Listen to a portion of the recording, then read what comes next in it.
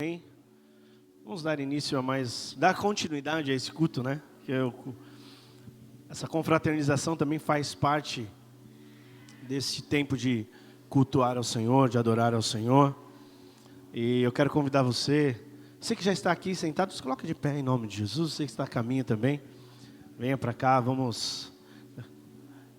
Ficou novamente incumbido de tirar as pessoas de se alimentar. Mas graças a Deus estamos aqui pela essa manhã de Santa Ceia.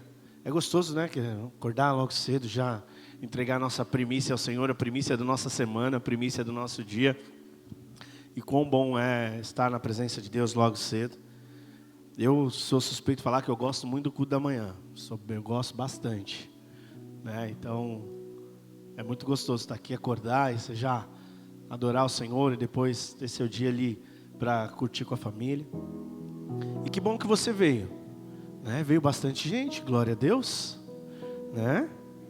Faltaram algumas pessoas, mas muita gente veio nessa manhã. Olha para essa pessoa linda que está do lado e fala: que bom que você veio nesse domingo de manhã.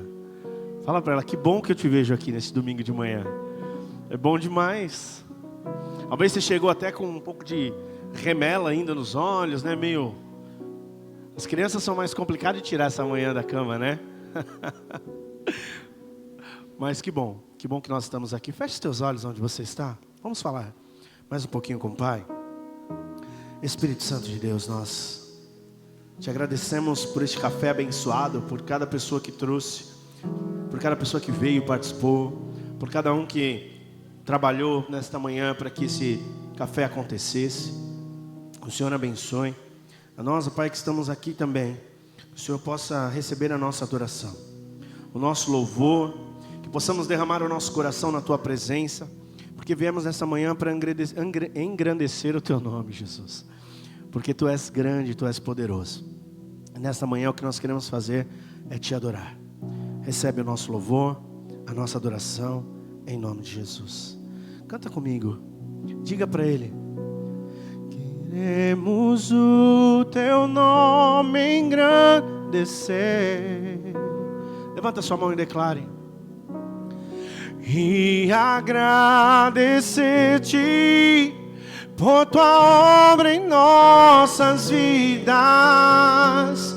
Confiamos em Teu infinito amor. Só Tu és, Senhor, pois só Tu és o Deus eterno sobre toda a terra e céu.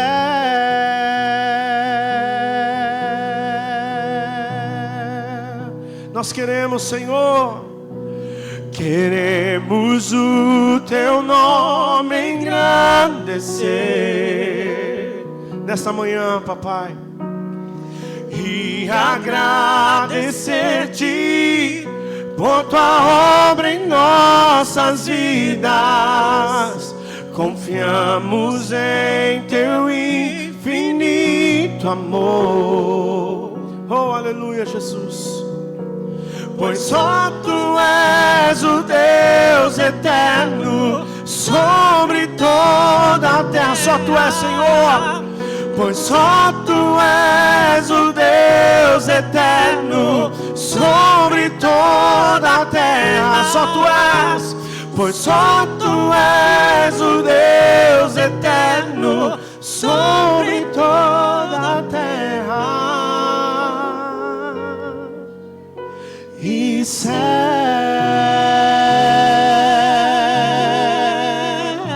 Aleluia, Jesus. Dê uma salva de palmas nessa manhã para o nosso Senhor, amém? Aleluia, glória a Deus.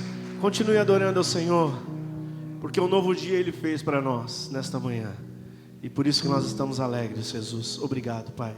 Obrigado, Senhor. Muito obrigado.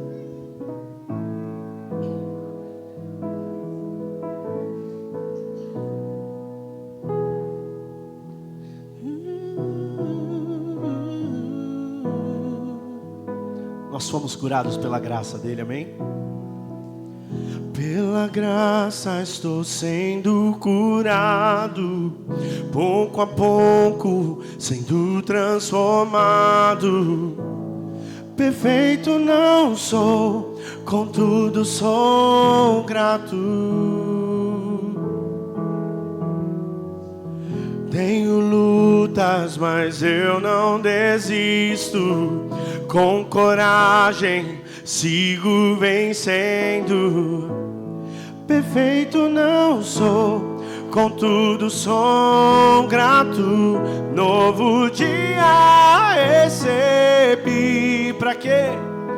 Pra te amar, ó Deus, e me trouxe até aqui para testemunhar. O que posso dizer se não aleluia? Sou grato, Cristo, sou grato, Cristo, sou grato, Cristo. Novo dia recebi,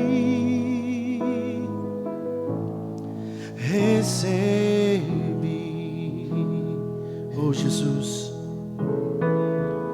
Quando a noite se aproximava, quase sem esperança eu estava. Minha mão segurou, por isso sou grato. Quando no fogo eu fui lançado, El Shaddai, você estava ao meu lado. Nunca me deixou, por isso sou grato. Novo dia recebi. Pra quê?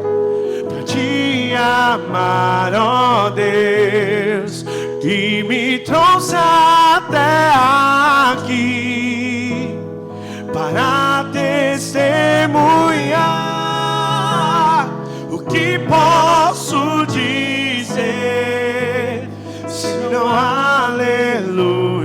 Sou grato, Cristo, sou grato, Cristo, sou grato, Cristo.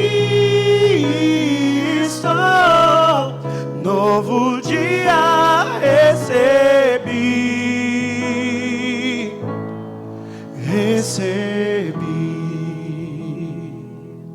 Nós viemos aqui, Senhor, para te adorar.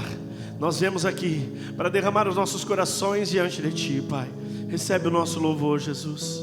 Oh, meu Senhor, tu és maravilhoso, Pai. Meu Senhor, eu só quero adorá-lo. Você é. Declara isso para Ele, bem forte com o teu coração e tua alma. Para mim, meu Senhor, eu só quero adorá-lo. Por quê? Você é tudo, é tudo, é tudo. Oh, Jesus, para mim. Meu Senhor, eu só quero adorá-lo. Você é tudo, é tudo, é tudo para mim. Meu Senhor, eu só quero adorá-lo.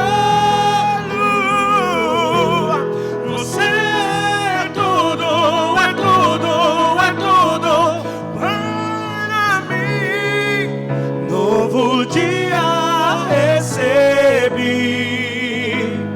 pra te amar, ó Deus, que me trouxe até aqui para testemunhar. O que posso dizer se não aleluia, sou grato, Cristo, sou grato, Cristo, sou grato, Cristo, novo dia recebi, recebi.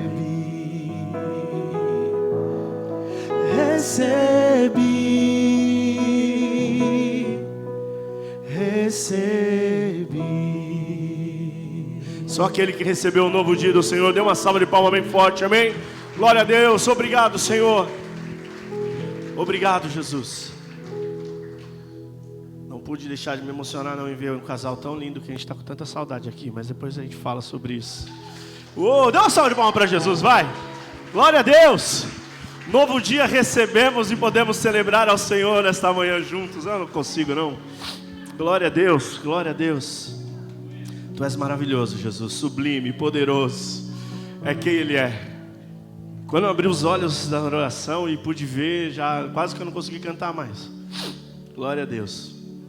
Vamos adorar mais um pouquinho? Quem quer adorar? Diga aleluia nesta manhã. Se você não tem motivo, talvez você chegou aqui sem motivo, eu vou te dar um motivo já. Esse casal abençoado está aqui nesta manhã e que alegria poder ver nosso irmão Domingos no domingo com a gente aqui. Amém? Que bênção, que bênção. Então vamos celebrar, vamos dizer que Ele é maravilhoso, que Ele é incrível, esse Deus poderoso, amém? Adore ao Senhor, amém? Glória a Deus. Quem é como tu, Jesus?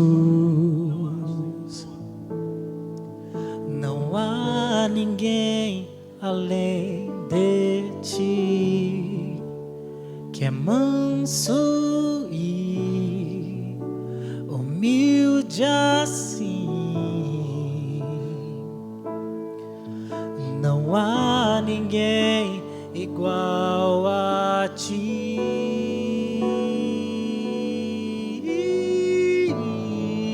Declare, declare. Não há.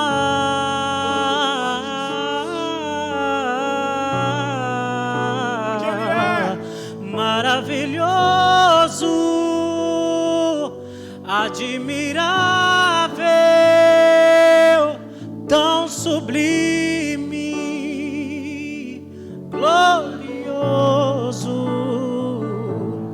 Tua presença é mais desejável do que o ouro, melhor que a vida é o teu amor.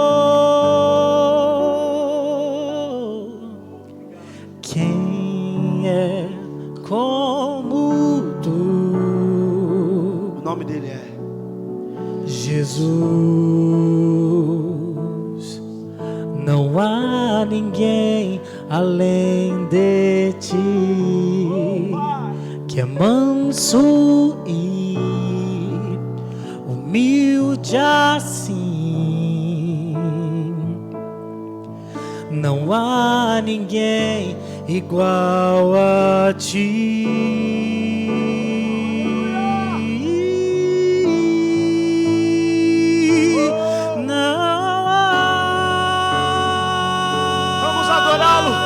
Vamos declarar que Ele é maravilhoso, admirável, tão sublime, glorioso.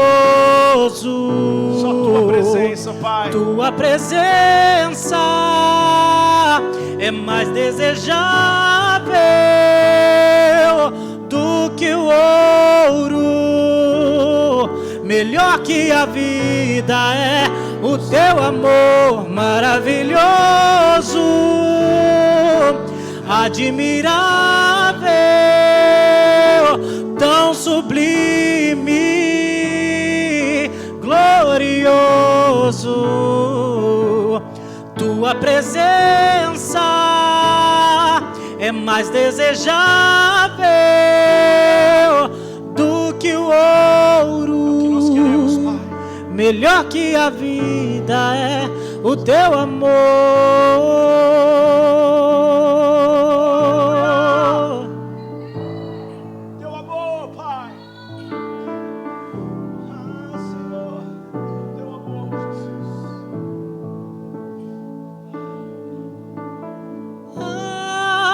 Como espero o dia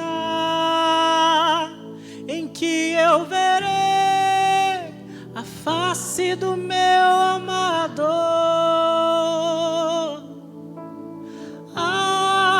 Como espero o dia em que a alegria enfim será completa. Fala pra ele, declare. Como espero o dia em que eu verei a face do meu amador.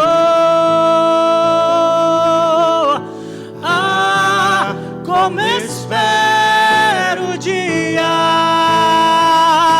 em que a alegria enfim será. Cante mais uma vez essa parte, cante mais uma vez, declare. Como espero o dia, ó Senhor, em que eu verei a face do meu amador. Como espero o dia em que a alegria enfim será completa. só tu és, Pai, só tu és. Maravilhoso, admirável, Que Ele é. tão sublime, glorioso. Só tua presença, Pai. Tua presença é mais desejável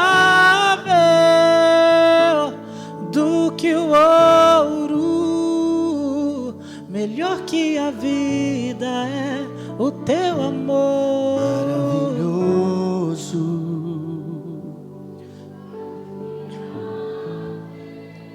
Oh Senhor, Tão sublime, só te adorando, Senhor. glorioso. Só tua presença transforma, Pai. Presença Só tua presença, Pai, traz refrigério. desejável E nós desejamos ela nesta manhã, Senhor. do que o ouro. Melhor que a vida é o teu amor. Oh Jesus. Senhor, essa canção diz que melhor é a vida do que o melhor. Melhor que a vida é o teu amor, Pai. Quando declaramos isso, declaramos que sem Ti é impossível sobreviver. Sem Ti é impossível viver, papai. As demandas tão pesadas dessa terra, Senhor. A Tua palavra diz, quando o Senhor diz para nós, tem de bom ânimo, eu venci. Nós sabemos, Pai, que todos os dias somos mais do que vencedores em Cristo Jesus. E que possamos continuar, Pai, vivendo através do Teu amor, através da Tua palavra, através da Tua presença em nossa casa, da Tua presença em nossas vidas, Jesus. É o que nós pedimos a Ti. Não se afaste de nós, Senhor. Não se afaste de nós. E que o nosso coração não venha se afastar de Ti, Pai. Em nome de Jesus. Em nome de Jesus. Glória a Deus. Pode se sentar um pouquinho, amém? Glória a Deus. Não vamos demorar. Eu quero ler um texto que nós conhecemos bastante. 2 Coríntios capítulo 9, ele começa como... O tema aqui na minha versão NVI, ele tem como semear com generosidade. E quando nós falamos de semear ao Senhor, nós estamos falando de entregar algo que a gente acredita que não só para nós, mas que para outras pessoas aquilo que irá germinar, irá florescer, irá alcançar outras pessoas. Quando a gente fala de semear, quando a gente semeia, eu tenho uma horta lá em casa que não é minha, na verdade quem cuida é minha sogra, né? Tem bastante coisa lá. E quando começa, até estou devendo coentro, viu, pastora Graça? Eu não esqueci não, estou devendo o seu coentro, está lá. Tem algumas pessoas que são contra o coentro, mas a gente gosta. E quando a gente semeia, a gente colocou uma sementinha ali, é isso, dá tanta coisa que a gente pode dividir, né? A gente consegue compartilhar, né? E o pastor já fala que não se confia muito bem, o pastor Maurílio fala isso, não se confia muito bem quem gosta de coentro. Mas pode confiar, é bênção. E quando a semente ela germina, você consegue não só alimentar a sua casa, mas também a outras casas. Quando a gente fala do reino de Deus e a gente se doar, não só como eu falo financeiramente, mas também de corpo, de alma, de coração, né? Nós pudemos ver aí tanta gente que trabalhou afinco no nosso seminário da família, né? E isso foi uma semeadura, isso foi trabalhar e tantas vidas foram alcançadas durante esses 3 dias. Nesta manhã, quantas pessoas aqui se dispuseram, trouxeram alguma coisa para o nosso café e vieram e colocaram a mão na massa, talvez não trouxe, mas veio, ajudou, ou está aqui como presente, corpo. Que incrível, você faz parte dessa semeadura. Quando a gente fala de generosidade, não está só conectada a valor financeiro, mas também àquilo que nós colocamos de coração. E Coríntios vai dizer, versículo 6, ele diz assim: lembre-se, aquele que semeia com moderação, também colherá com moderação. E aquele que semeia com fartura, também colherá com fartura. Cada um contribua conforme determinou em seu coração, não com pesar, nem por obrigação, pois Deus ama quem dá com alegria. Quando a gente fala de semeadura de corpo, de trabalho, de alma, nós estamos falando daqueles que realmente Deus olha o coração e sabe que está fazendo aquilo com grande amor, independente da quantidade, independente de quanto, independente de como, mas você está aqui. Se você tem se colocado para fazer, né? Eu cheguei aqui um dia, estava aqui o Dantas e o Paulo já arrumando, não sei se vocês perceberam, mas os nossos tetos estão todos ajeitadinhos agora de novo. Já eu falei para os meninos dos adolescentes que a gente pode marcar um novo vôlei, não tem problema? Não. E aí, o quanto chegamos aqui, eles já estavam arrumando, e a gente conseguiu junto terminar e fazer. Que tempo precioso para cuidarmos da casa do Senhor, né? Já fazendo uma breve ideia aqui do que vai acontecer no próximo sábado, que é o nosso garage. O quanto você talvez tem algo na tua casa, já estou falando aqui um pouquinho, Dante, se você quiser também depois fica à vontade. Mas o quanto você tem dentro da sua casa ali que você não usa, né? Eu achei interessante o que o Dantas falou, a gente fez um vídeo, eu estou devendo mandar para a Jade o vídeo, para a gente editar. E às vezes você tem 2 alicates na tua casa, você só usa um, os 2 são iguais. Doa para fazer alguma coisa, doa para que a gente possa arrecadar na próxima semana no garagem, para estar aqui. Se você tem alguma coisa que está encostado, você sabe que você não vai usar, não vai vender, não vai fazer nada. E de repente você pode doar para que outra pessoa seja abençoada. No dia 8 agora nós estaremos no garagem. Serão preços muito acessíveis, nada absurdo, para que as doações que chegarem de roupa, ferramentas e tudo, para que as pessoas possam ser também abençoadas através disso, e que elas também abençoem, que elas também semeiem, para que esse reino continue se multiplicando. E quando eu falo reino de Deus na terra, nós fazemos parte desse reino. Não é sobre financeiro, de novo, não é sobre quantidade financeira, é sobre o quanto a gente pode fazer como o corpo de Cristo. Então eu quero te convidar nesta manhã a entregar a tua oferta. Você que veio e trouxe uma oferta ao Senhor, que você separe ela, daqui a pouco você vai entregar. Você que trouxe seu dízimo, entregue. Você que faz parte desse corpo, faz parte desse reino, tem sido abençoado neste lugar, tem sido alcançado neste lugar, e sua vida tem sido abençoada através do Senhor também. Não é um barganha, meus queridos, não é, porque a gente quer que continue mantendo abertas essas portas. Não é sobre barganhar com Deus, não é sobre o que eu vou dar, o que eu vou receber, não é isso. É sobre aonde eu semeio. Porque aonde eu semear, eu sei que aquilo que germinar vai alcançar outras pessoas. E o quanto a gente tem visto, né, pastor?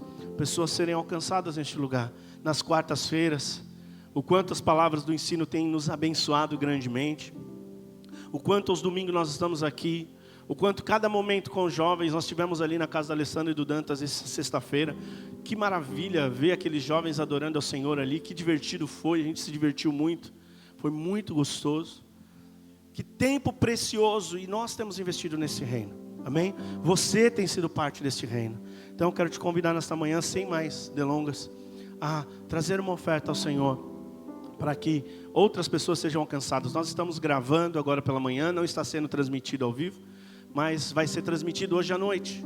Às 7 horas vai entrar o link lá para que as pessoas que não puderam estar aqui possam acessar e conectar e assistir a palavra que será alcançada. Isso tem um custo. Que bom que nós podemos cumprir com isso. Então, estaremos aqui e só completando, eu falei do garagem. O garagem, nós estamos fazendo isso para quê, pastor Tiago? Os irmãos tiveram aí uma iniciativa de fazer isso para a reforma da nossa igreja, para melhorar o visual da nossa igreja, para melhorar o ambiente para a gente. Temos muitas ideias ali que nós sabemos que vão alcançar mais ainda e vai ter mais disponibilidade para nós. Uma visualização melhor, né? Há quanto tempo a gente não consegue? Eu estou aqui há 3 anos ainda, não fizemos, eu não lembro de ter feito nada de reforma, alguma coisa, né? 2 anos e meio, estou aqui. E aí talvez antes já teriam feito, mas a gente tem aqui, nós temos um povo novo, um povo chegando que quer trabalhar. Você também que quer trabalhar, quer fazer alguma coisa nesse dia depois, venha, fala, eu sei trocar uma torneira, vem para cá, vamos, né? Eu não sei fazer nada, então vem para cá ajudar a gente a segurar a escada, não tem problema. Tá? Vamos estar juntos, que a comunhão é a melhor semeadura que nós podemos fazer. Melhor do que o financeiro, tá? É estar juntos. Então, se coloca de pé em nome de Jesus. Senhor Jesus, nós te louvamos, nós te engrandecemos nesta noite. E eu quero te pedir, Pai, com a tua misericórdia e graça venha sobre nós. Abençoe cada oferta, cada dizimista, Senhor. Aqueles, papai, que puderam estar aqui nesta manhã e trazer algo, o Senhor possa abençoar. Aqueles que infelizmente não puderam, que o Senhor abençoe, papai, também. Para que esse coração dele não fique triste por não ter nesta manhã, mas que o Senhor possa preparar uma porta sobre essas pessoas, papai, que sabemos que querem fazer algo, mas que o Senhor também possa trazer no coração de todos nós, não somente o financeiro, mas o quanto nós precisamos de pessoas, o quanto nós precisamos de corações voluntários para cuidar da obra do Senhor. Nós precisamos de servos, Senhor, servos que queiram servir a Ti neste lugar. Que o Senhor abençoe cada um de nós nesta manhã, em nome de Jesus, amém e amém. Glória a Deus. Antes de passar para o nosso pastor, vamos só cantar mais uma canção, e aí a gente já passa a palavra. Vamos dizer que esse Deus que nos cura, que nos abençoa, Ele que nos perdoa e não nos condena, amém? Glória a Deus.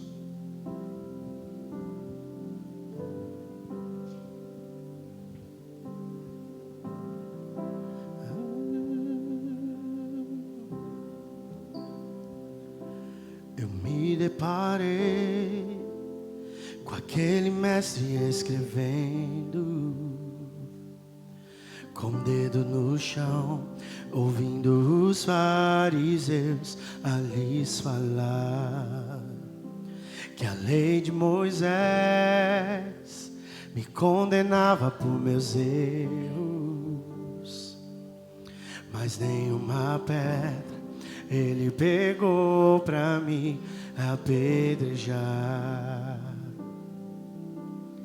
Eu só tinha os meus pecados pra te oferecer, mas mesmo assim me amou, mas mesmo assim me amou. Com uma frase, atire a pedra quem nunca pecou. Ele me perdoou, Ele me perdoou. Sua irresistível graça me alcançou. Quem é esse? O quê? Que era sem pecado e não me condenou. No lugar da morte, vida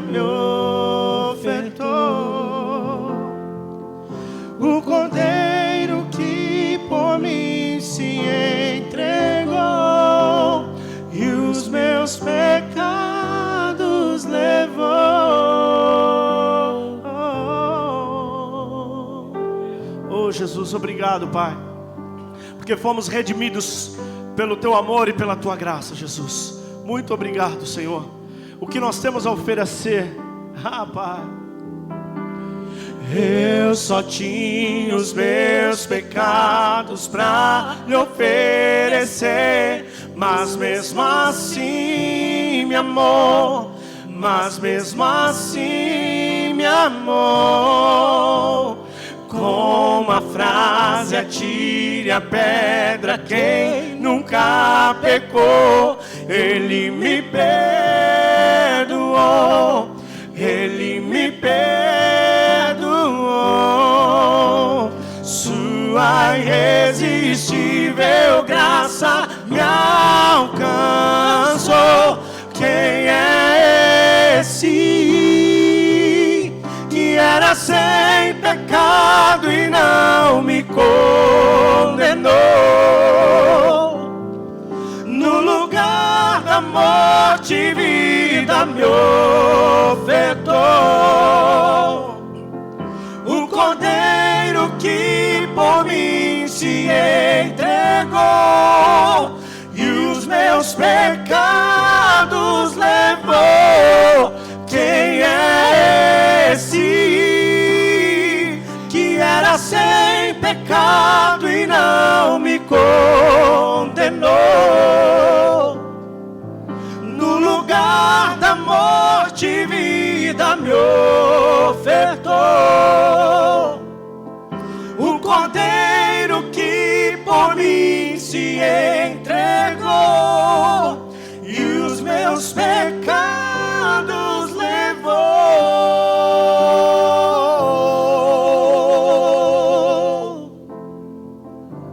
Oh Senhor, aleluia, Jesus.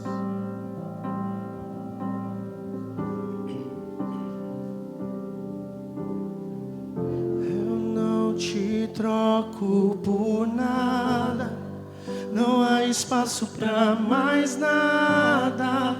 Todo vazio que havia em mim, hoje é sua morada. A minha alma buscava e nada me completava. A tua presença é o que faltava em mim. Minha vida foi transformada. Eu não te troco por nada, não há espaço pra mais nada. Todo vazio que havia em mim, hoje é sua morada. A minha alma buscava e nada me completava. A tua presença é o que faltava em mim. Minha vida foi transformada. Aleluia. Glórias ao teu nome, Jesus. As nossas vidas foram transformadas por ti. Você pode aplaudir o nome dele. Aplauda o nome de Jesus. Santo é o seu nome. Amém, queridos. Louvado seja Deus. Podemos nos assentar. Que manhã maravilhosa na presença do Senhor. Glória a Deus. Agora clareou um pouquinho aqui, né? Amém, queridos. Hoje culto de Santa Ceia, a ceia do Senhor. E o Senhor colocou uma palavra em meu coração. Antes eu gostaria de fazer aqui dar um aviso, na verdade é um apelo aos irmãos. A igreja Efraim, ela recebeu de oferta uma geladeira, né? Uma geladeira, acho que é duplex, né? Uma geladeira grande, boa. Só que ela está, irmãos, mais ou menos a 150 metros aqui da igreja, aproximadamente, né? Aqui na outra rua, na casa da irmã Alcilene, né? Ela está aí, a irmã Alcilene? Está lá na casa da irmã Alcilene. Então a gente iria precisar, o nosso querido irmão Lucas aqui disponibilizou a sua caminhonete para ir lá buscar, só que a gente vai precisar de pelo menos 4 homens fortes. 4 homens fortes aí. No caso, o irmão Domingos e mais 3. E mais 3. Ah, uma salva de palmas, hein, irmão? Aqui merece, né? Jesus. Porque o homem é forte. Eu até acho que ele pega a geladeira sozinho, irmãos. Olha, pelo que passou aí. Mas a gente iria precisar dessa...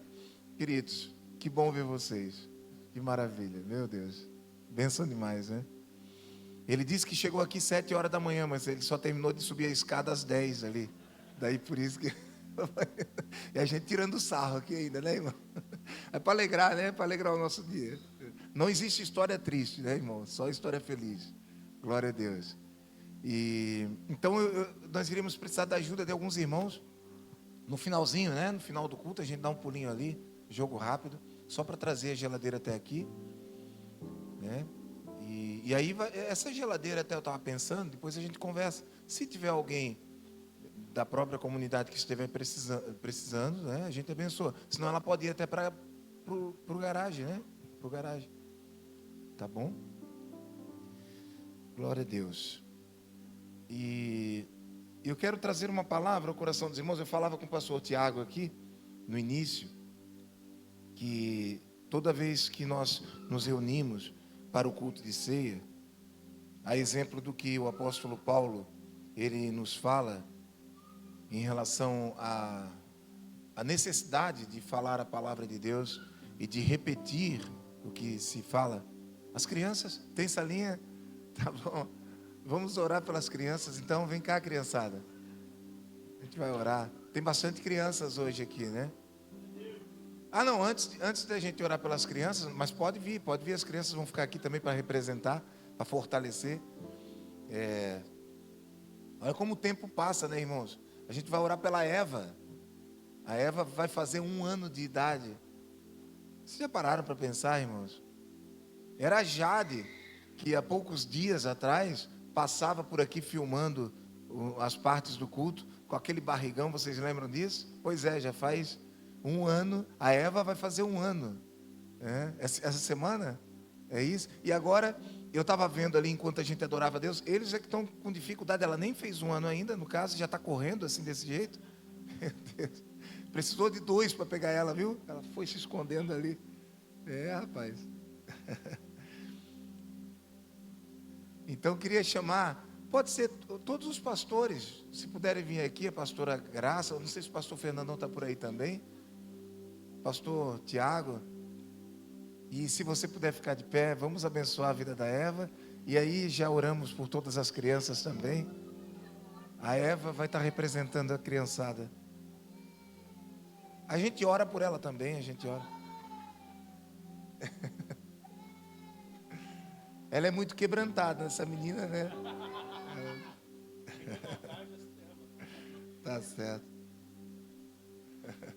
Estão orando por um bebê e não estão orando pelo bebê dela? Que negócio é esse? Que injustiça é essa, né?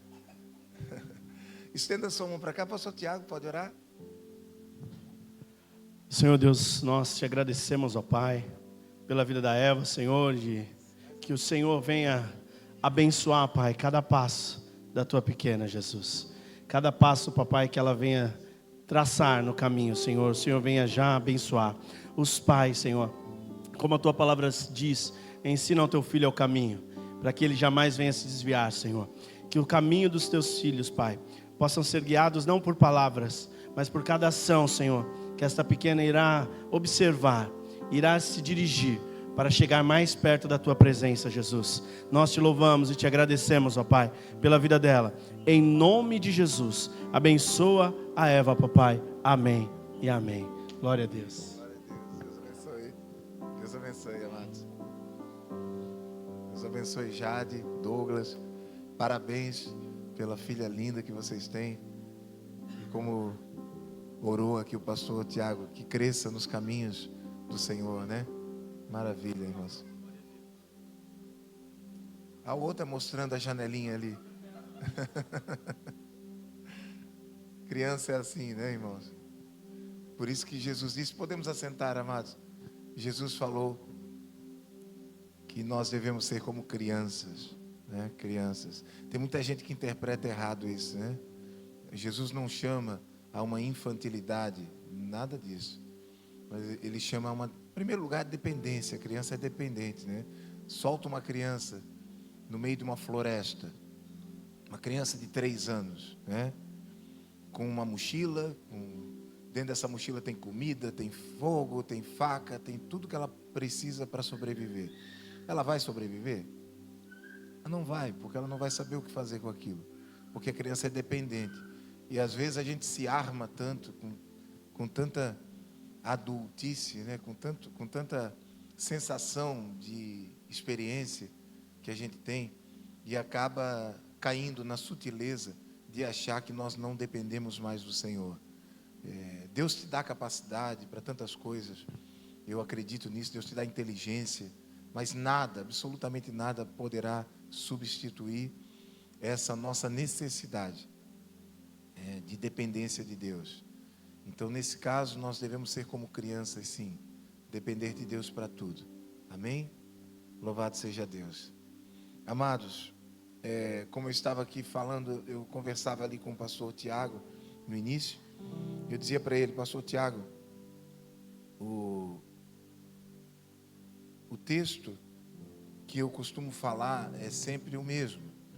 Paulo diz que isto é segurança quando nós repetimos a mesma palavra. Isso é segurança para a igreja. Isso fortalece a fé. Então eu vim num culto de ceia já preparado para falar o que eu sempre falo sobre o significado da ceia. Porém, nessa noite eu tive uma experiência muito linda, irmãos, muito linda. Acordei um pouco assustado por volta das 3 da manhã. Eu acho que nem era 3 horas da manhã ainda, mas eu tive um sonho que eu acredito que foi mais do que um sonho. Foi uma experiência de revelação mesmo. Porque no sonho, nós estávamos num culto de ceia. Eu falava aqui com o pastor Tiago, a gente estava num culto de ceia, que seria esse culto de ceia da manhã. Só que a ceia não acontecia assim como está acontecendo. Ela acontecia numa mesa. Nós estávamos todos em uma mesa. Agora, olha que interessante. Isso só pode acontecer em sonho mesmo, né? A mesa era mais ou menos do tamanho daquela. No comprimento ela era um pouco mais larga, né? Mas no comprimento era uma mesa parecida. E imagino que deve caber 10, 12 pessoas numa mesa daquela, talvez, bem apertado, né? Mas quando eu olhava para a mesa, era aquela mesa. Mas quando eu olhava para as pessoas ao redor da mesa, era toda a igreja. Eu via todo mundo. E aí eu pensava assim, mas como é que pode caber todo mundo nessa mesa? Eu olhava, todas as pessoas estavam ao redor da mesa. Eu olhava para a mesa, era aquele tamanho. Sou meio doido, né, irmãos? Mas você já sonhou sonhos assim?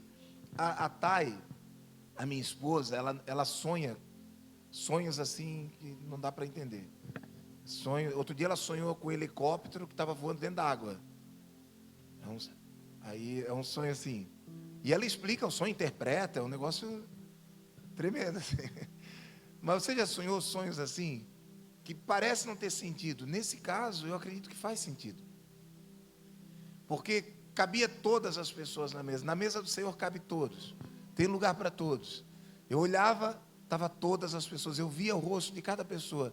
Mas eu pensava, no meu raciocínio, na minha razão, não tem como caber todo mundo nessa pequena mesa. Mas ao mesmo tempo cabia.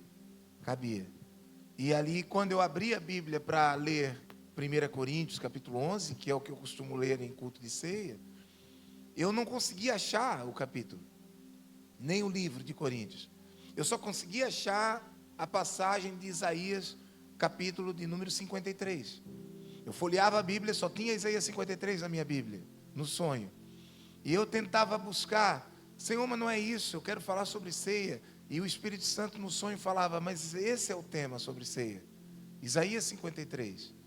Então eu quero obedecer à voz do Espírito Santo, considerando essa experiência linda que eu tive, que marcou muito o meu coração nessa madrugada. E eu quero ler com você Isaías 53, se você puder abrir, para falarmos sobre ceia. O texto diz assim, versículo de número 1. Quem deu crédito à nossa pregação? Livro de Isaías, capítulo 53. Quem deu crédito à nossa pregação? e a quem se manifestou o braço do Senhor, porque foi subindo como renovo perante ele, e como raiz de uma terra seca, não tinha parecer nem formosura. E olhando nós para ele, nenhuma beleza víamos, para que o desejássemos. Era desprezado e o mais indigno entre os homens, homem de dores, experimentado nos trabalhos e no sofrimento, como um de quem os homens escondiam o rosto. Era desprezado e não fizemos dele caso algum. Verdadeiramente, olha a ênfase que Isaías dá, é verdade, ele está dizendo, ele tomou sobre si as nossas enfermidades e as nossas dores levou sobre si. E nós o considerávamos por aflito, ferido de Deus e oprimido. Mas ele foi ferido pelas nossas transgressões e moído pelas nossas iniquidades. O castigo que nos traz a paz estava sobre ele, e pelas suas pisaduras fomos sarados. Todos nós andávamos desgarrados como ovelhas, cada um se desviava pelo seu caminho, mas o Senhor fez cair sobre ele a iniquidade de nós todos. O último versículo que vamos ler, o verso 7, diz: ele foi oprimido, mas não abriu a sua boca. Como um cordeiro foi levado ao matadouro, e como ovelha muda perante os seus tosqueadores, ele não abriu a sua boca. Amém? Esse é um texto maravilhoso, irmãos, que é considerado o capítulo da Bíblia que mais fala de Jesus, mais cristocêntrico. É o capítulo 53 de Isaías, muito embora esteja no Antigo Testamento, mas é o capítulo que mais fala sobre a pessoa de Jesus. E esse é um capítulo muito misterioso, e um capítulo para os judeus, por exemplo, até o dia de hoje, não aceito pelos judeus, porque é um capítulo imoral, na perspectiva da lei mosaica, porque ele fala, tal imoralidade revela um ato que não fazia parte da essência da lei, não faz parte da essência da lei o que está escrito aqui. A lei de Moisés pregava que tudo tinha um retorno, um caminho de volta.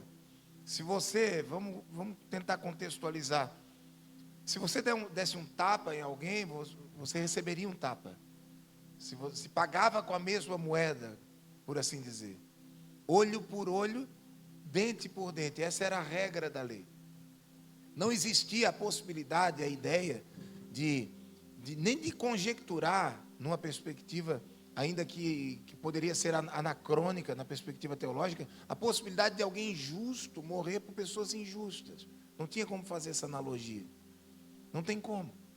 Mas o texto fala exatamente disso.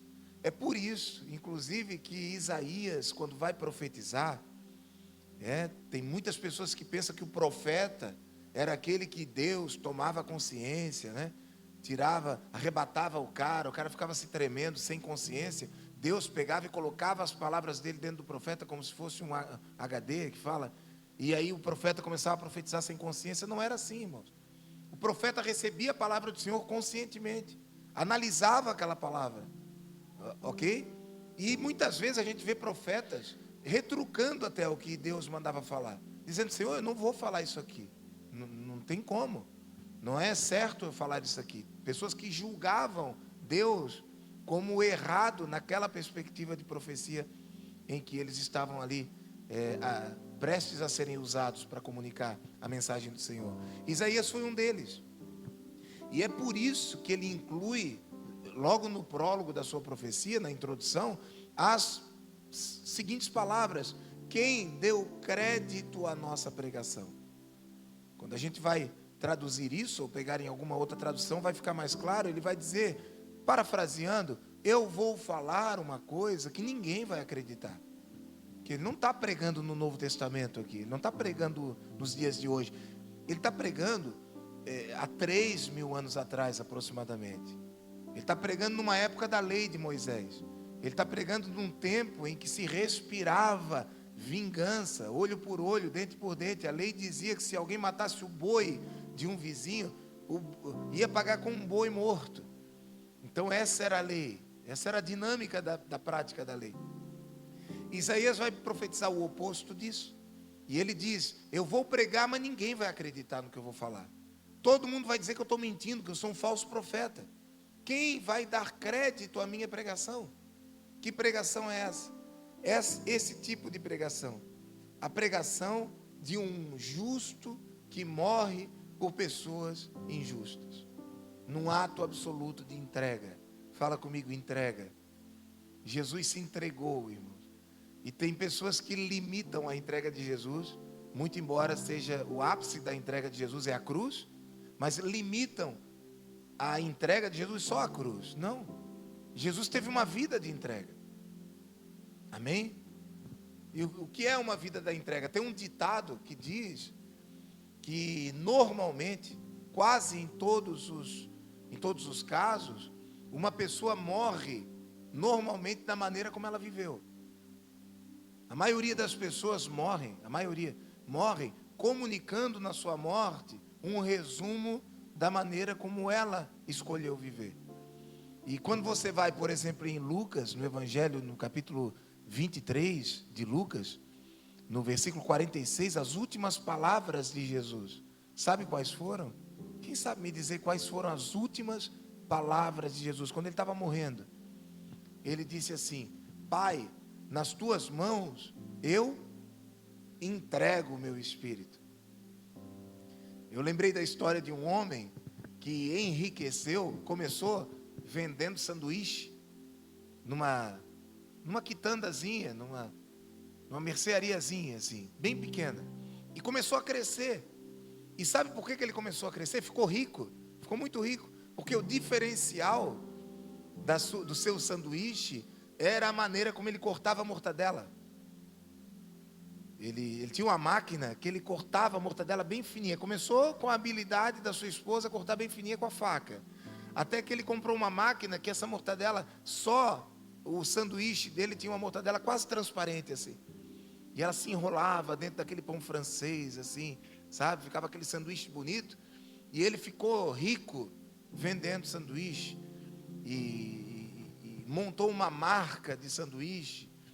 E nos últimos dias, ele estava com uma doença terminal, e nos últimos dias de vida dele, ele convidou toda a família, ou melhor, a família veio visitá-lo no hospital nos últimos dias, e ele estava quase assim, cheio de aparelho, quase morrendo, e antes de entregar a sua vida, antes de morrer, ele chamou o seu filho mais velho, para falar uma palavra no ouvido do filho mais velho. Todo mundo ficou em silêncio, todo mundo ficou ali em silêncio, para ouvir o que aquele patriarca, né, da família ia falar nas últimas palavras. Ele chegou para o ouvido do filho, o filho que ia tocar o negócio dali para frente, porque ele ia morrer, e disse assim: filho, por favor, preserve a grossura das fatias de mortadela. E ali ele entregou a vida. Interessante. A boca sempre vai falar daquilo que o coração está cheio. Alguém que viveu a vida inteira respirando um sonho, normalmente nos últimos dias de vida, tudo que ele tem para falar é isso. Às vezes não resta espaço para um eu te amo, nos veremos daqui a pouco, né? A preocupação dele era manter o negócio crescendo, com a marca da finura da mortadela. E Jesus, as últimas palavras de Jesus em Lucas 23, 46, quais foram? Óbvio, alguém que viveu uma vida inteira de entrega, o que ele tem para entregar nas últimas palavras?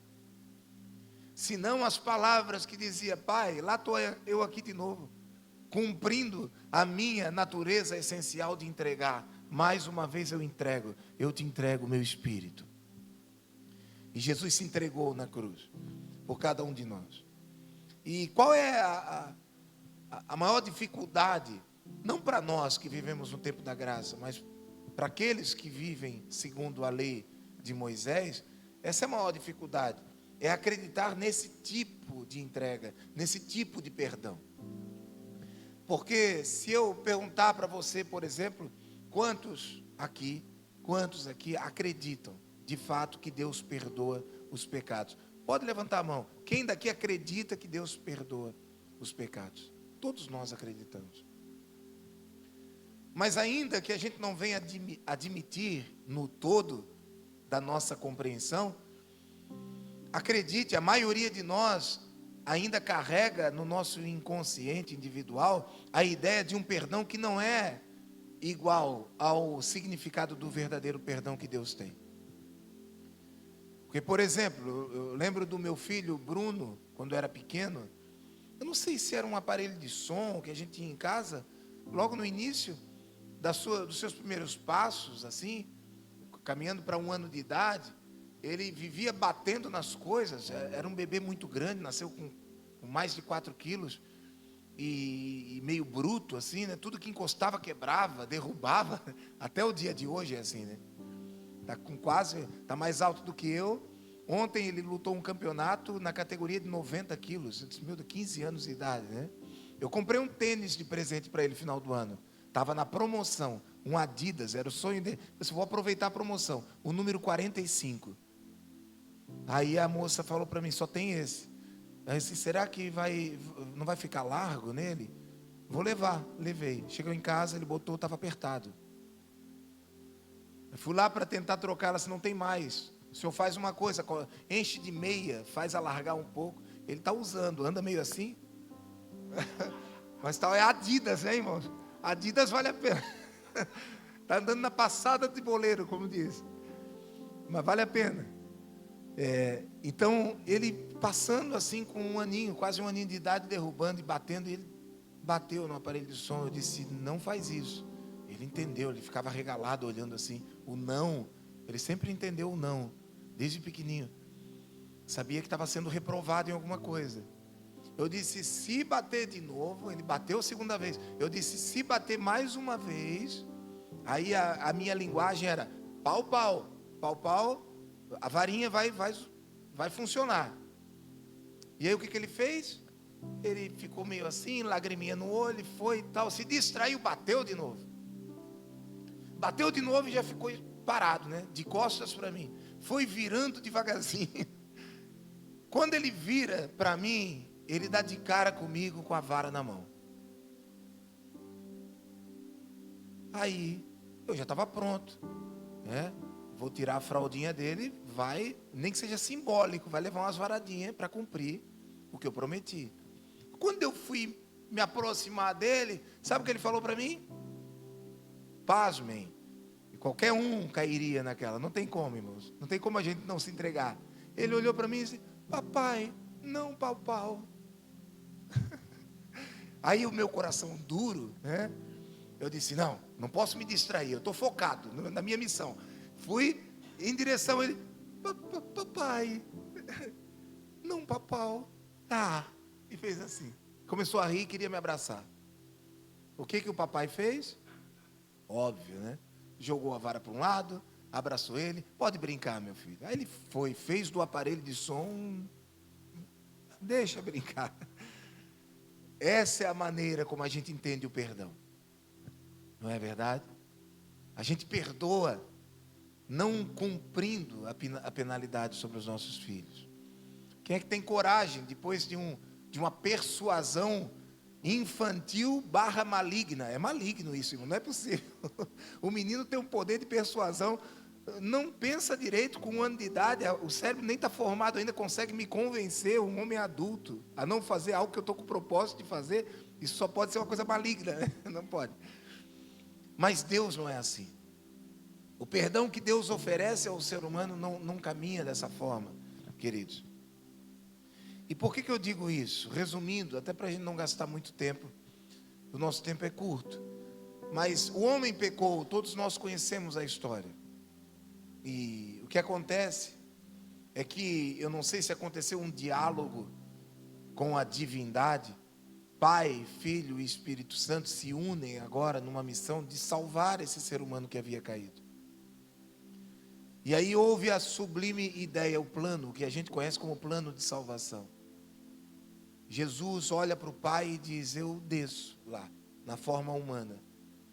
E e vou morrer, vou pagar o preço, vou cumprir a punição que era do Maurílio, que era do Júlio, que era do Tiago. Eu vou sofrer, eu vou levar as varadas no lugar. E é exatamente isso que aconteceu, meus amados irmãos. Jesus veio em carne, viveu uma vida sem pecado, e muitas pessoas não entendem isso. Para Jesus era fácil, alguns dizem, viver sem pecado. Ele era Deus, viver sem pecado para Jesus é fichinha, sendo Deus.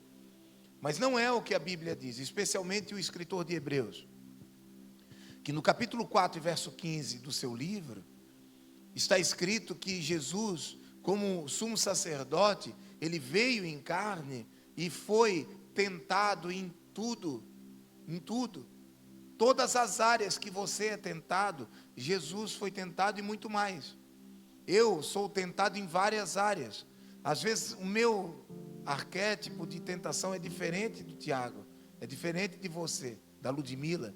Cada um é tentado conforme engodado e iludido pela sua própria concupiscência. Tem gente que tem dificuldade na área sexual, outros têm dificuldade na área financeira, outros têm dificuldade com a ira. Cada um é tentado na sua fraqueza. Jesus não, Jesus foi tentado em tudo, na área sexual, na área financeira, na ira. Todos os pecados que você pode imaginar e que você conhece, que são citados na Bíblia, Jesus foi tentado em todos. Para quê?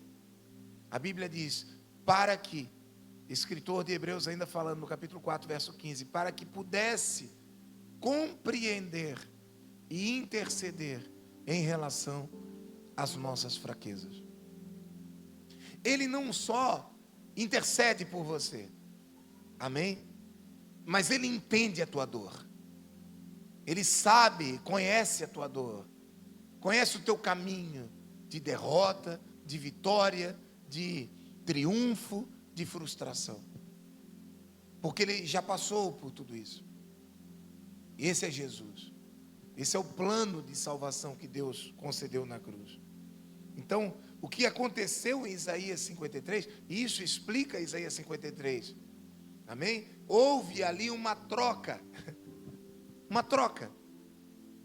de amor. Posso dizer assim? A cruz que Jesus foi crucificado não era de Jesus. Para exemplificar melhor isso, vou tentar ilustrar para você. As ruas de Jerusalém estavam todas em pânico, todo mundo apavorado, porque tinha um bandido, um marginal, um delinquente, um assassino, solto nas ruas.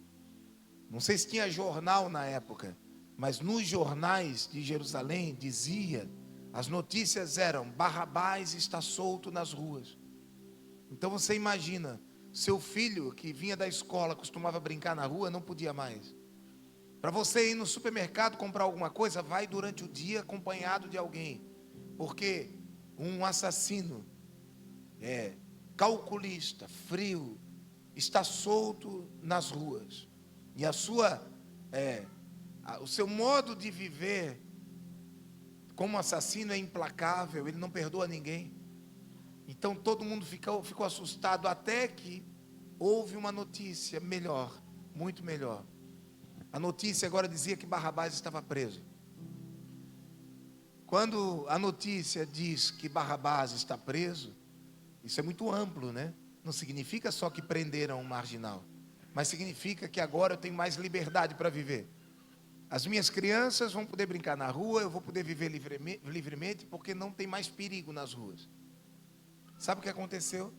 No dia em que Jesus foi pego pelos religiosos e pelos romanos, a Bíblia diz que eles chegaram no pátio da casa de Pilatos, e disseram assim, crucifique Jesus, crucifique Jesus.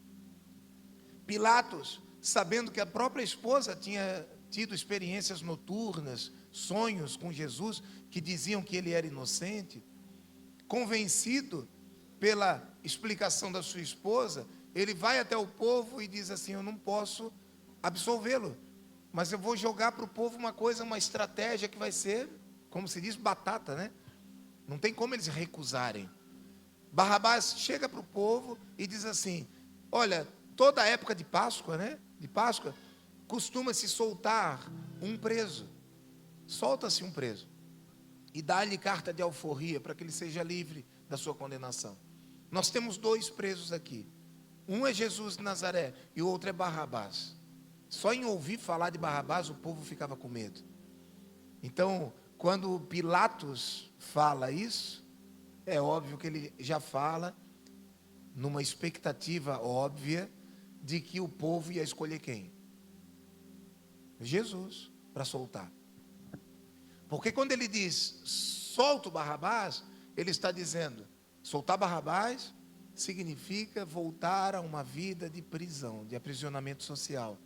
Voltar a uma vida com medo. Voltar a viver assustado. Pois o mais assustador não foi isso. O mais assustador foi a resposta que o povo deu. E o povo olhou para Barrabás e disse assim: nós queremos que solte Barrabás. Queremos que solte Barrabás. Barrabás era um homem condenado à morte, irmãos. Não podemos esquecer disso. Amém? Porque que eu sei disso? Porque quando a Bíblia diz que soltaram Barrabás, mataram Jesus crucificado. Aquela cruz que foi feita ali, que foi usada por Jesus, não era de Jesus. Alguém pode ter certeza disso. Essa história, Flávio José fala isso no seu histórico. Ele diz que os carpinteiros da época foram até a prisão, tirar as medidas de Barrabás. Um homem grande, de quase 2 metros de altura. E tiraram as medidas, o peso, tudo certinho, usaram a madeira certa e confeccionaram, fizeram uma cruz que era de Barrabás. Eu acredito que isso já ilustra muito o que é troca para as nossas vidas, de uma maneira literal, né? Porque Jesus não foi morto nem na sua própria cruz. Ele foi morto na cruz do outro, com as medidas do outro, com o peso do outro, com o pecado do outro.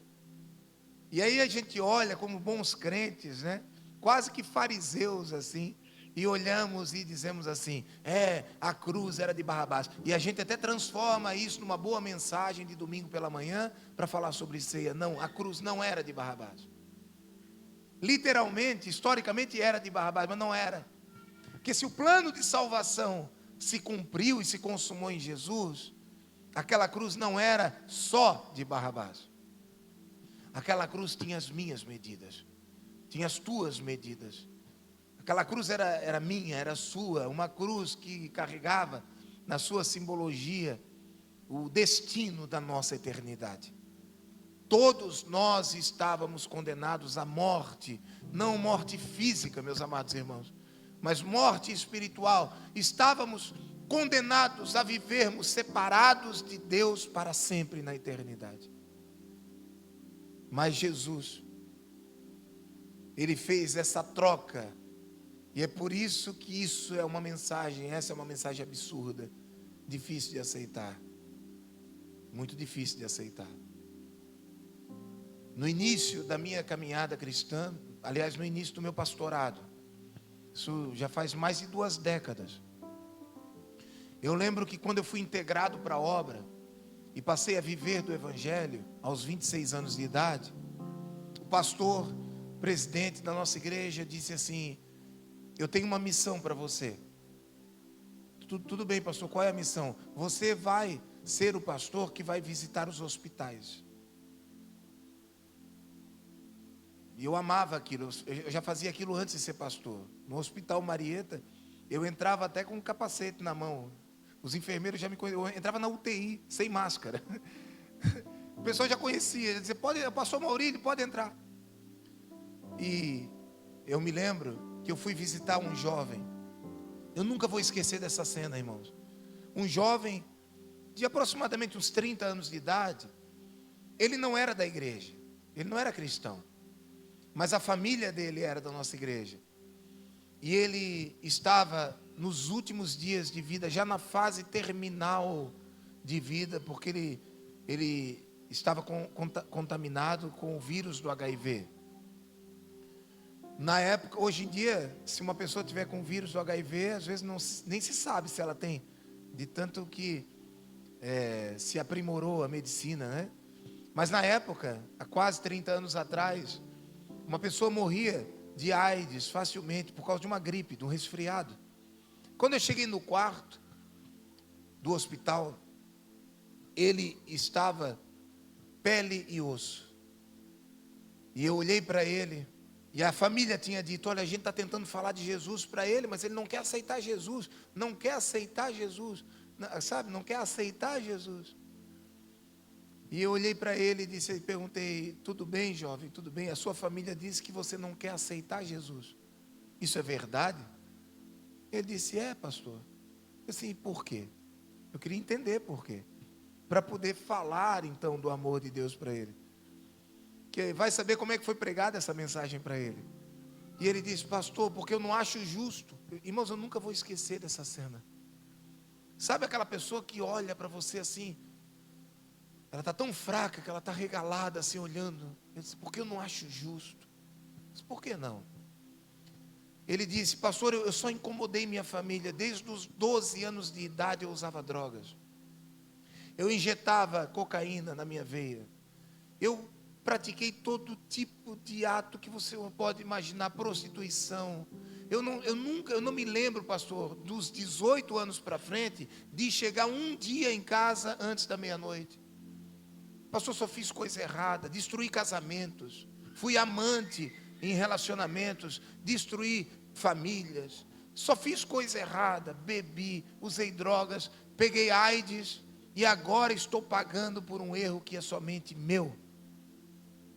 E aí ele concluiu dizendo: por que eu não quero aceitar Jesus? Porque a minha família vem para cá dizer que Jesus morreu por mim, perdoou os meus pecados. Como assim? Não é justo, pastor.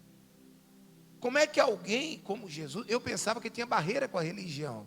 Não, ele diz: como é que alguém tão maravilhoso, tão santo, tão sem pecado, sem culpa nenhuma, pela maneira que viveu, vai assumir um pecado que é meu?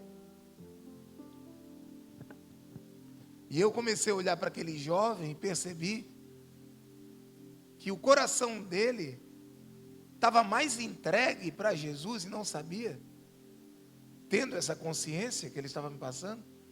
Percebi que só faltava alguns ajustes ali. E eu dizia: continua assim, continua. Ninguém nunca me falou isso, todo mundo dizendo que eu estou errado. A minha família diz que eu estou errado, e pensar assim: não, você está certo, não é justo. E foi quando eu abri a minha Bíblia para ele, no livro do profeta Isaías. E só para você ter uma ideia, Isaías também disse que não é justo. Eu, quando encontrei Jesus, falei a mesma coisa, que não é justo.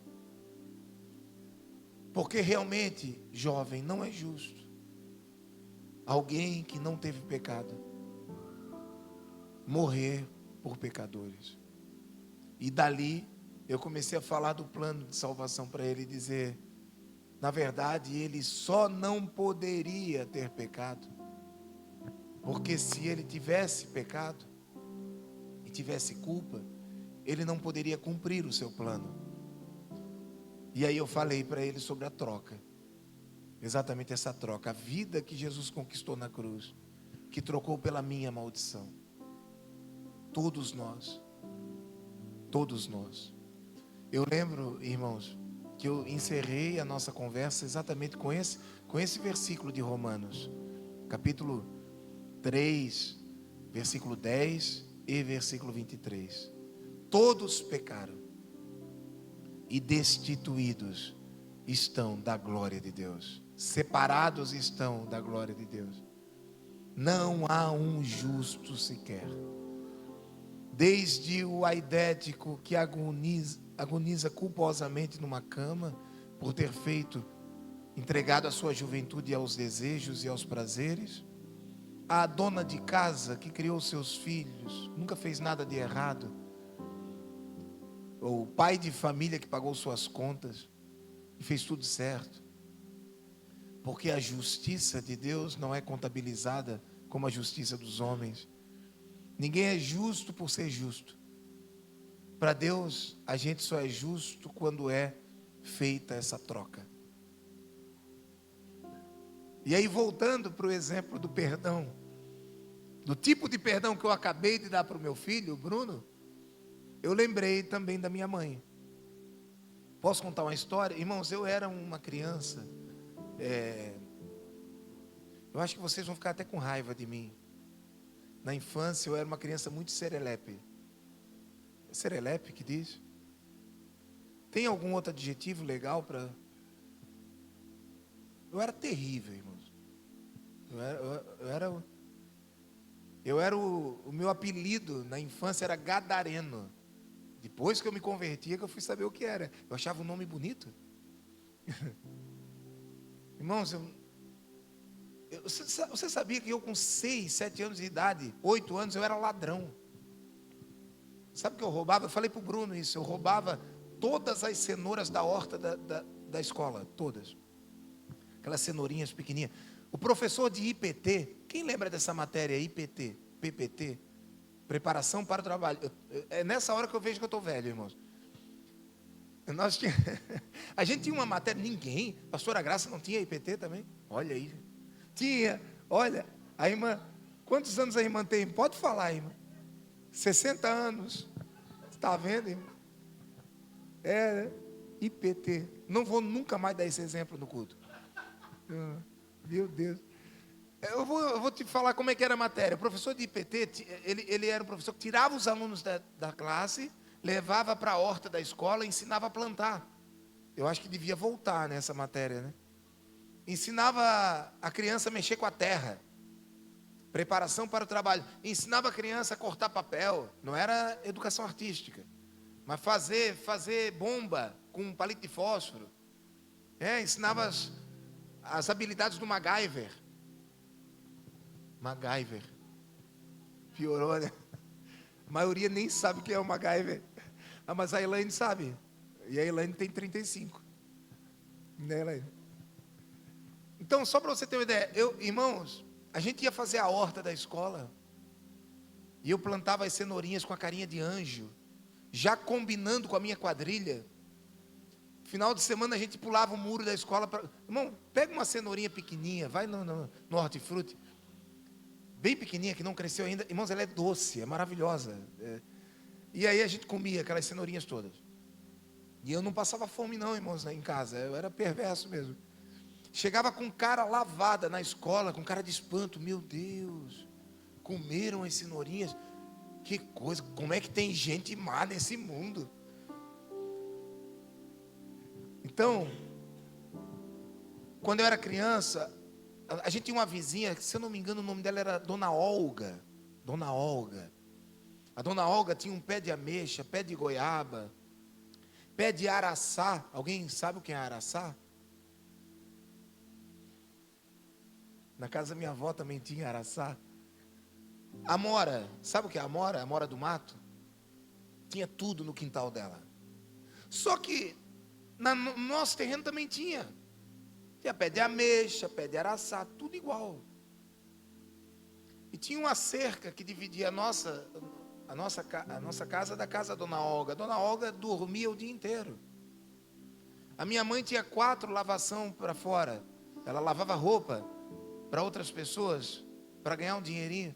Meu pai viajava, meus irmãos estavam na escola, eu ficava em casa. E aí, eu tinha um pé de ameixa no meu terreno. Mas parece, irmãos, parece não, é verdade, que o pé de ameixa do vizinho é mais gostoso, não é? A goiaba é mais bonita, tudo igual, mas é porque é proibido, né? O ser humano carrega essa coisa, o proibido é mais gostoso, o escondido é mais gostoso. E eu esperava a minha mãe entrar para dentro de casa, para lavando roupa. Esperava a Dona Olga dormir, os meus irmãos ir para a escola. O que eu fazia? Eu pulava a cerca, eu subia no pé de ameixa, arrancava todas as ameixas, trazia na camisa assim. Um certo dia, Dona Olga já tinha reclamado para minha mãe: teu filho está roubando a ameixa da minha casa. Minha mãe me defendendo, dizendo: não, meu filho é santo, meu filho não rouba ameixa. Deve ser o mesmo ladrão da escola, das cenouras, Dona Olga. E aí, um certo dia, minha mãe fingiu que estava lavando roupa. Nossa casa era de madeira. Ela contava essa história depois que a gente estava adulto. E tinha uma fresta na madeira assim. E ela começou a espiar o que eu fazia. Eu olhando para o lado, pulando a cerca e roubando as ameixas. Eu vim com as ameixas, voltei, todo feliz com a minha conquista. Embora ilegal, né? E quando eu voltei para o meu terreno, eu dou de cara com quem? Com a minha mãe. Aconteceu a mesma coisa que aconteceu com o Bruno. Ela com uma vara, mas não era uma varinha fininha, irmãos, quase com um sarrafo assim, sabe? Ela disse: agora você vai ver. Preste atenção. Ela esfregou na minha cara assim, ó. Se você mais uma vez fizer isso, eu vou quebrar isso aqui nas tuas costas. Minha mãe, quando batia, irmãos, é pior que meu pai. Tá bom, mãe, tá bom. Então, no outro dia, o que aconteceu? A mesma coisa. E aí, quando eu atravessei para cá, ela pegou a vara. Quando ela foi me bater, eu comecei a fazer a mesma oração do meu filho. Você vê que isso é um mal de geração a geração, né?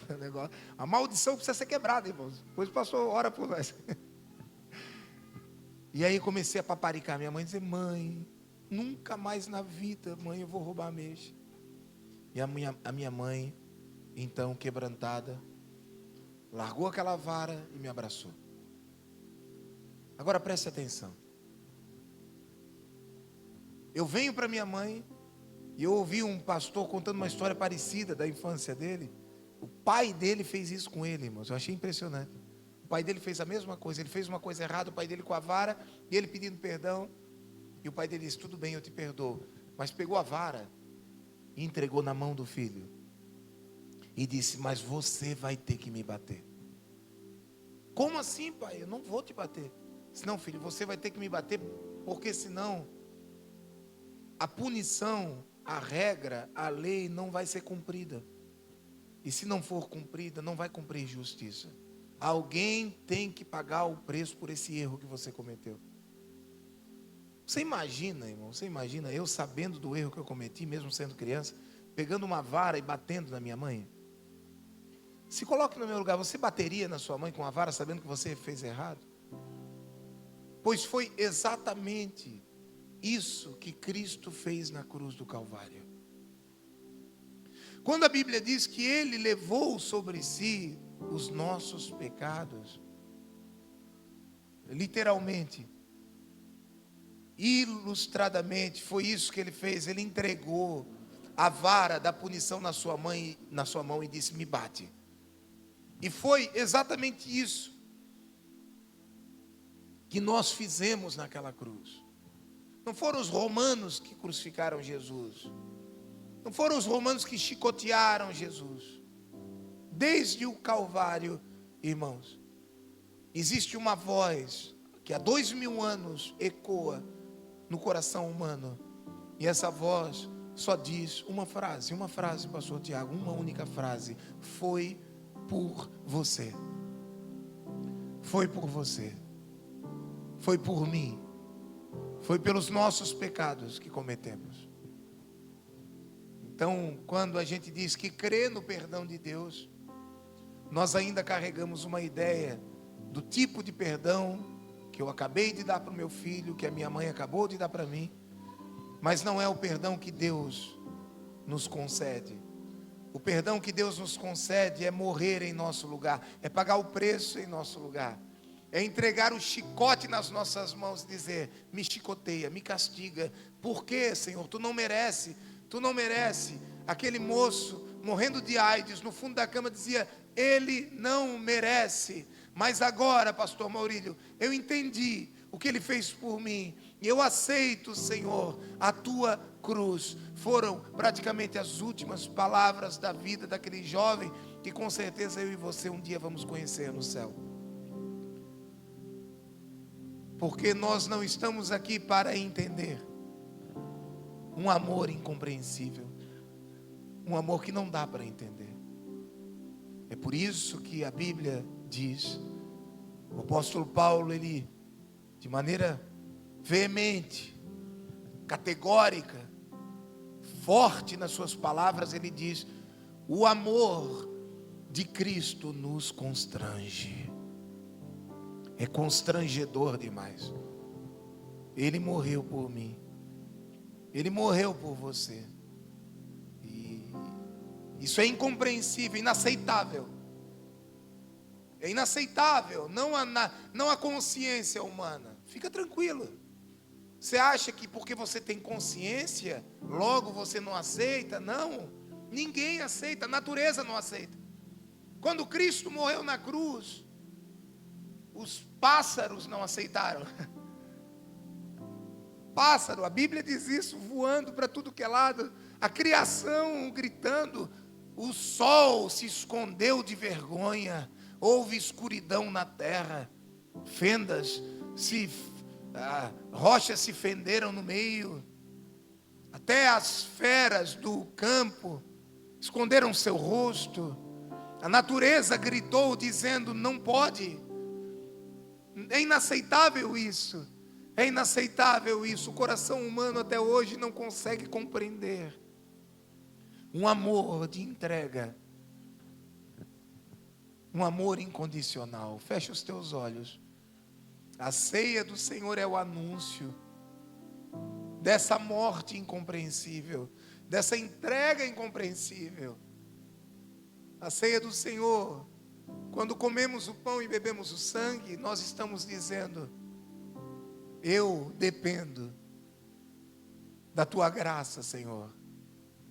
Eu aceito a troca, a tua santidade pelos meus pecados, o teu perdão pela minha ruindade total. Eu aceito, Senhor, o teu sacrifício pelos meus pecados. Eu quero convidar você a cear nessa manhã. Amém? Eu quero convidar você a celebrar este sacrifício pelos teus pecados. Eu falo com pessoas aqui nesta manhã que quem sabe, por causa da culpa, tentam compensar o que fizeram no oculto, sendo uma boa pessoa, uma boa mãe, um bom pai. Não é verdade? Quantas pessoas eu já conversei, atendi em gabinete pastoral, que diziam: pastor, todo mês eu faço uma obra de caridade. E eu pergunto: por quê? E ela diz: porque eu fiz muita coisa errada. Deixa eu te falar uma coisa: nada do que a gente faça pode cobrir as nossas imperfeições, nada. Não significa que você não pode fazer atos bons. Aliás, como cristãos nós temos que fazer. Mas jamais pense que a tua obra social vai diminuir a tua culpa. A única coisa que arranca pela raiz a culpa humana é o sangue de Jesus. É a obra vicária da cruz. É o sacrifício de entrega total que Cristo fez naquela cruz. É o amor ágape, incondicional de entrega que Jesus fez por cada um de nós. A única coisa que arranca pela raiz a nossa culpa é inaceitavelmente a nossa consciência, Deus entregar o chicote nas nossas mãos. É injusto, mas é uma injustiça que constrói a justiça de Deus. Alguém precisava morrer, e Cristo veio para cumprir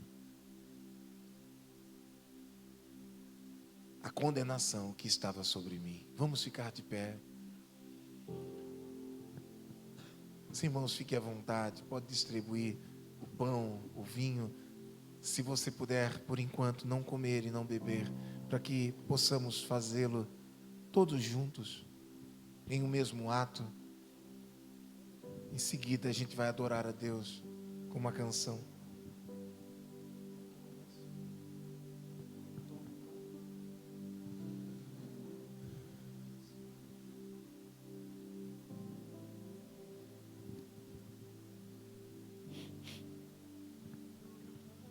Vamos adorá-lo. Feche os teus olhos, adore aquele que te salvou.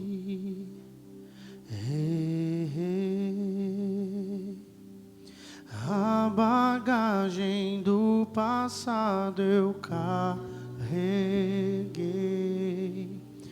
me vi e percebi que estou preso por erros que cometi. Cante. Era eu condenado era eu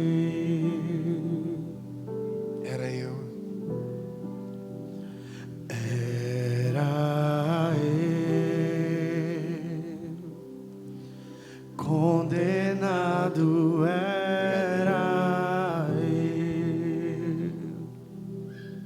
Oh, Senhor. Adore o Senhor. Ele foi julgado em meu lugar e hoje eu tenho vida. Levante suas mãos. Cante. Ele foi julgado em meu lugar. Hoje eu tenho vida.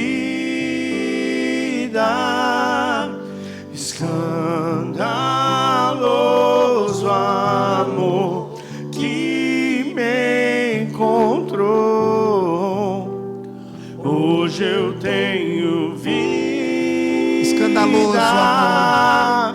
Escandaloso amor que me encontrou. E hoje eu tenho vida.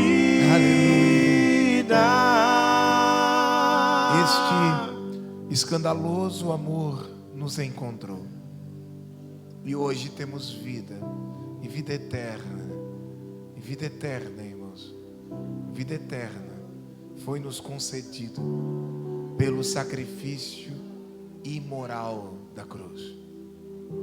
Na perspectiva da lei, tudo que Cristo fez foi imoral.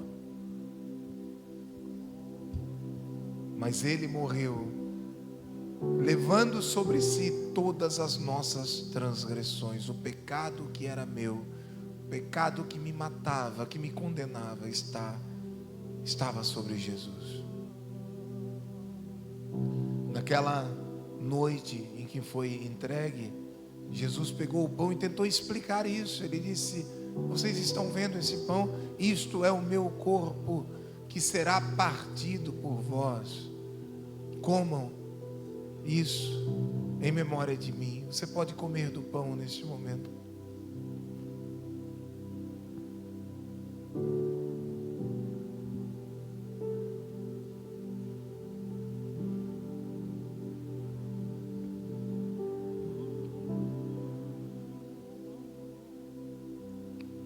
Do mesmo modo, Ele tomou o cálice em suas mãos, deu graças e olhou para os discípulos e disse: este é o cálice. Ele é o cálice não mais da lei de Moisés. Esqueçam isso. Não mais da antiga aliança. Este é o cálice da nova aliança, do Novo Testamento, que é derramado por vós para perdão dos vossos pecados. Você pode beber do cálice em nome de Jesus.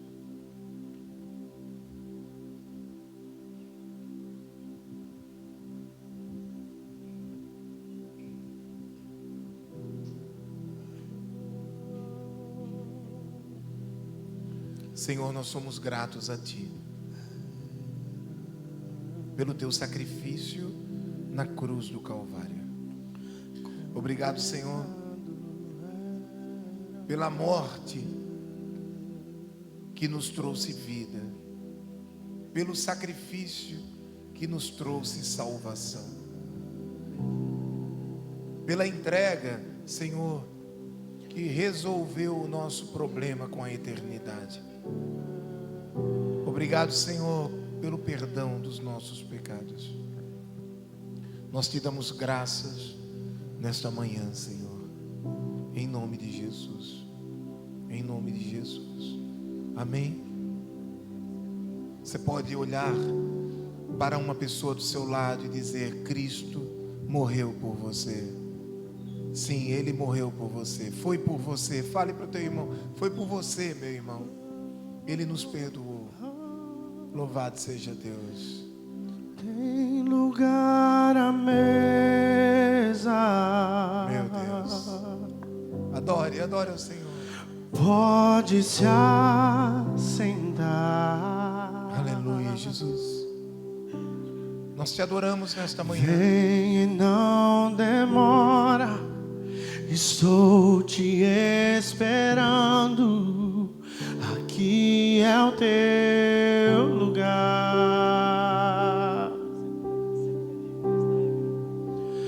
Tem lugar à mesa. Cante. Pode se assentar. Meu Deus. Há lugar para todos. Venha e não demore. Estou Há te lugar para todos esperando. na mesa do Senhor. Aqui é o teu lugar.